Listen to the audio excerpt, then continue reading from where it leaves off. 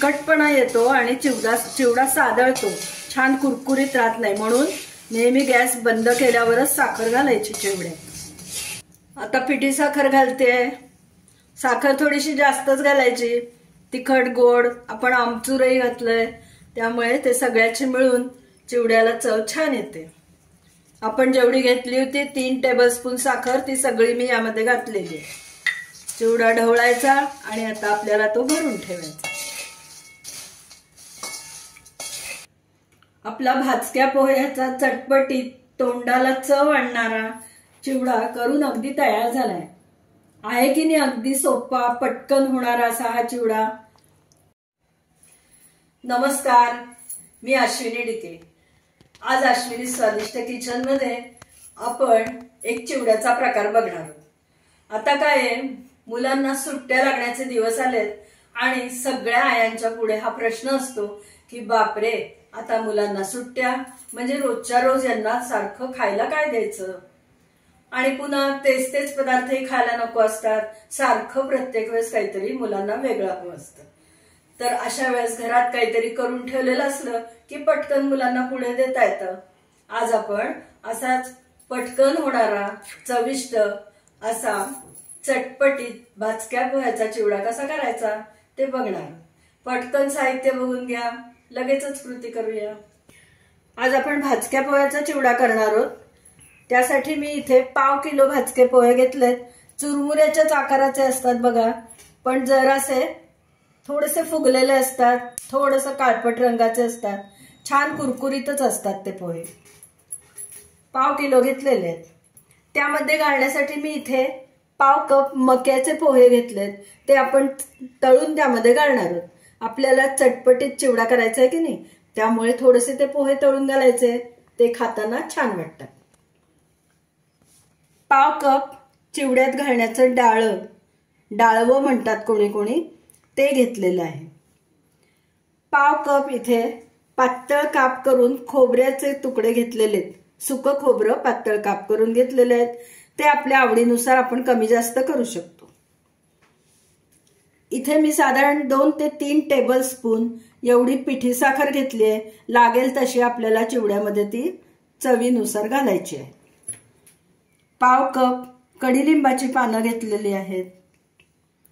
1 tablespoon धनेपूड, 1 teaspoon जिरेपूड, 1 teaspoon आमचूर powder घेतली आहे. त्यामुळे चिवड्याला चटपटीत छान चव येणार आहे. इथे मी 1-2 टीस्पून एवढे लाल तिखट घेतलंय, पण तिखटाचं प्रमाणही तुम्ही तुमच्या आवडीनुसार कमी करू शकता. 15 ते 20 लसणाच्या पाकळ्या घेतल्यात. त्या आपण ठेचून फोडणीमध्ये घालणार आहोत, म्हणजे त्याचा वास चिवड्याला खूप छान लागणार आहे. स्वादानुसार मीठ घालायचं आहे. आणि इथे मी 1 कप शेंगदाणे घेतलेत. आमच्या घरी शेंगदाणे खूप जास्त लागतात चिवड्यात, त्यामुळे मी तेवढे घेतलेत. तुम्ही तुमच्या आवडीनुसार त्याचं प्रमाण कमी जास्त करू शकता. आता आपण चिवडा करायला घेऊया.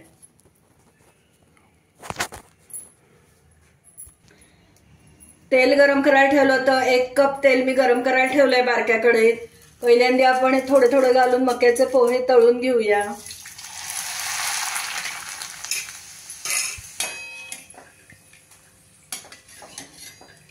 पटकन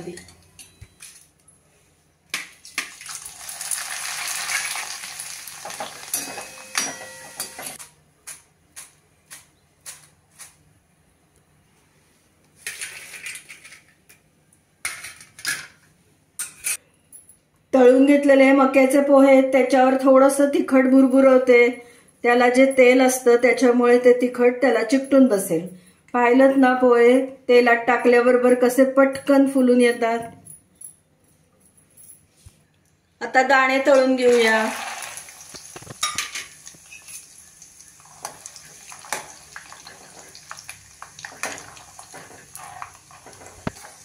दाणे तळून झालेत बघा. दाणे फुटतात असे मधोमध. दाण्याचा रंग बदलतो आणि दाणे फुटल्याचा आवाज येतो तळताना. त्यावरून आपल्याला दाणे तळून झालेत हे लगेच कळतं.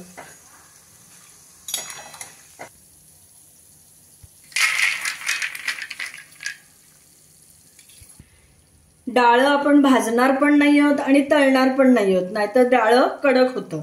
या गरम दाण्यावर फक्त मी हे डाळ घालून ठेवते.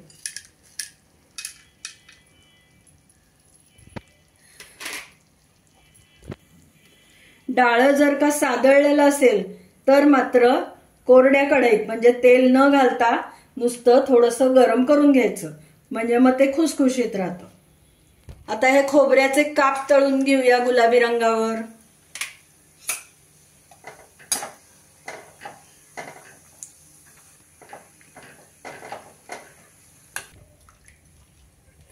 बघू शकता एकसारखा छान गुलाबी रंग आलेला आहे.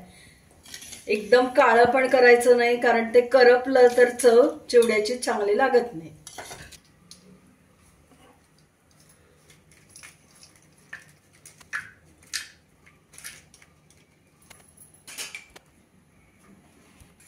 आपण दाणे पोहे तळलेल्या तेलातलंच मी अर्धी वाटी तेल याच्यात घेतलंय, बाकीचं तेल बाजूला ठेवून दिलंय. फोडणी करून घेऊया. मोहरी, जिरं, हिंग आणि हळद शेवटी घालणार आहे. मोहरी तडतडली आहे, जिरंही घालून घेऊया. त्यानंतर हा ठेचून घेतलेला लसूण तो घालूया. तो तळला गेला की त्याचा स्वाद छान वाटतो. मस्त वास सुटलाय घरात. कडीलिंबाची पानंही घालते आहे.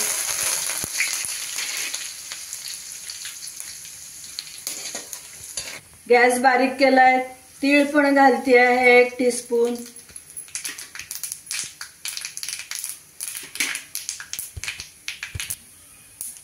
लाल तिखट घालते आहे. आमचूर पावडर, धने पूड, जिरे पूड, मीठही त्यामध्येच घालते आहे. गॅस बंद केला आहे मी आता.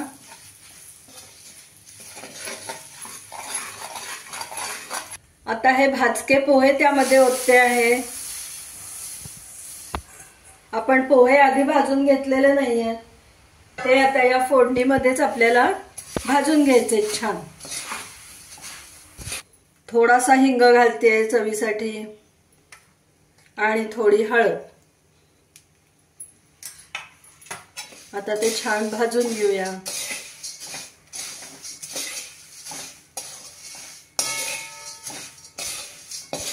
हे बाकीचं सगळं आपण तळून घेतलेलं साहित्य आता चिवड्यामध्ये घालते आहे.